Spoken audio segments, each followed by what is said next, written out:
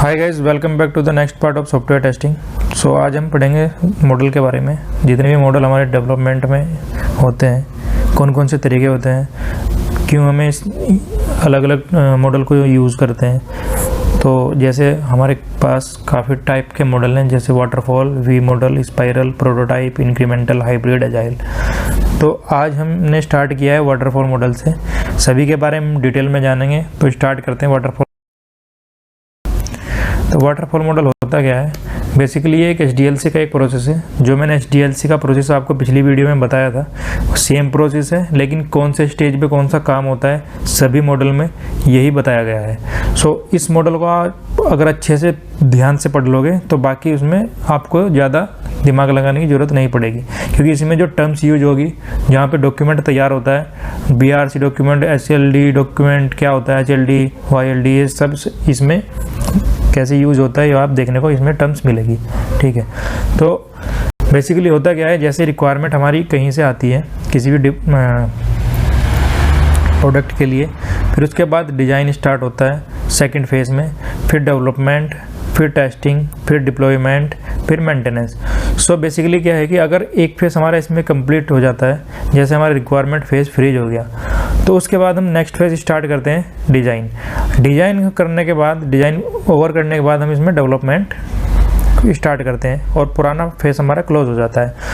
अगर एक बार में एक फेज़ ही चलता है हमारा इसमें, और एक फेज़ पूरा हो जाने के बाद दूसरा फेज़ हम स्टार्ट करते हैं। और हम बिल्कुल भी, अगर हमारा एक फेज़ कंप्लीट हो गया डेवलपमेंट का, तो हम डिज़ाइन वाले फेज़ में नहीं जा सकते। वैसे ही अगर डिज़ाइन वाला कंप्लीट हो गया तो रिक्वायरमेंट वाले फेज़ में हम नहीं जा सकते।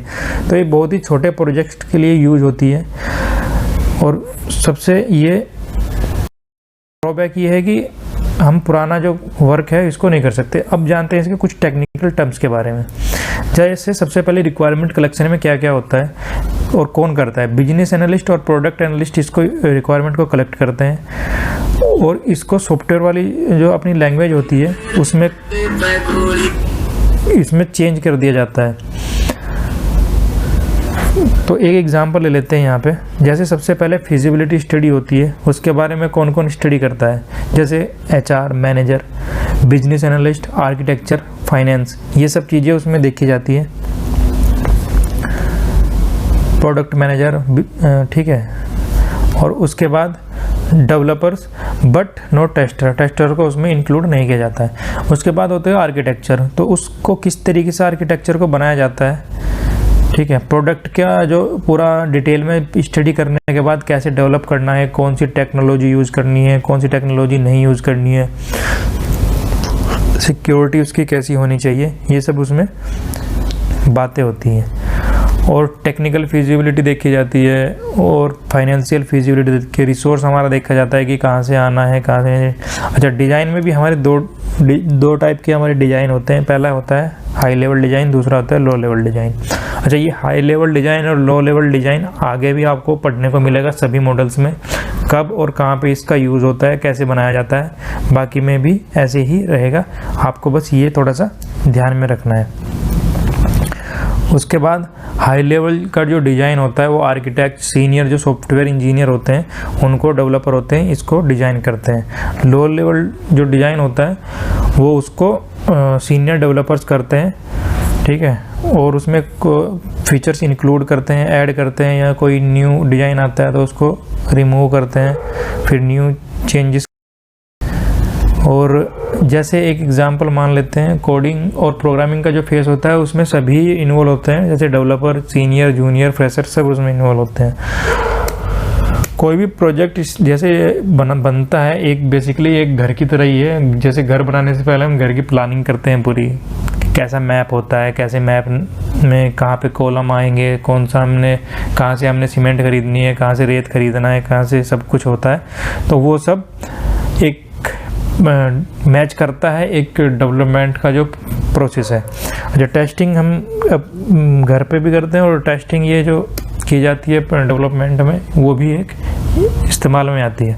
टेस्टिंग जैसे प्रोडक्ट को टेस्ट किया जाता है कि जो रिक्वायरमेंट के अकॉर्डिंग बना है, जितने फीचर्स उसमें हैं वो सब उसके तरीके से वो काम कर रहे हैं या नहीं कर रहे हैं। अच्छा, और कौन कौन करता है इसको टेस्टिंग को? टेस्टिंग सबसे पहले यूनिट टेस्टिंग करते हैं, जो कि वाइट बोर्ड टेस्टिंग भी होती है, जो कि मैंने पिछली वीडियो में बताया था।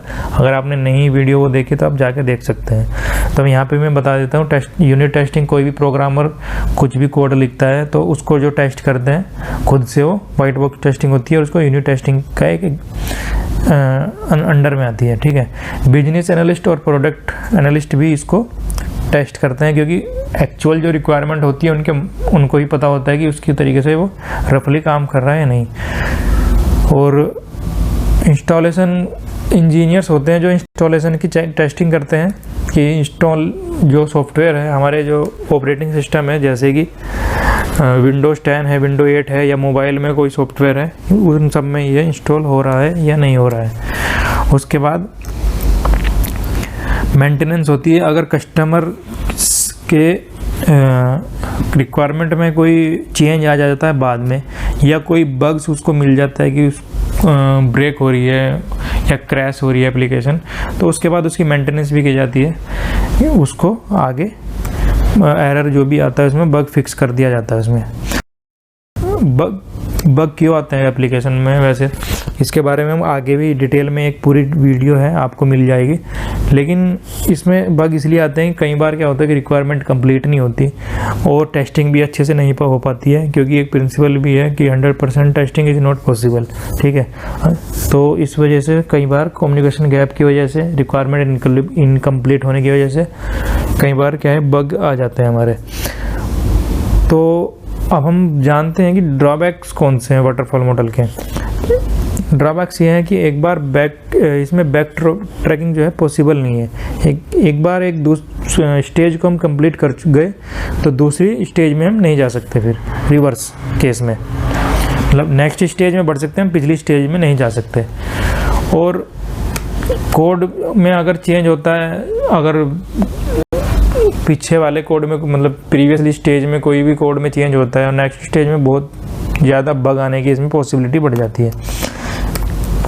इसमें एडवांटेज क्या है कि इसमें डिज़ाइन और सब कुछ डिज़ाइन फेस एकदम स्टेबल हो जाता है, तो बार बार डिज़ाइन चेंज करना नहीं पड़ता, और शॉर्ट टर्म प्रोजेक्ट के लिए यूज़ होता है, जो कि बहुत इजी टू यूज़ है और सिंपल एप्लीकेशन है।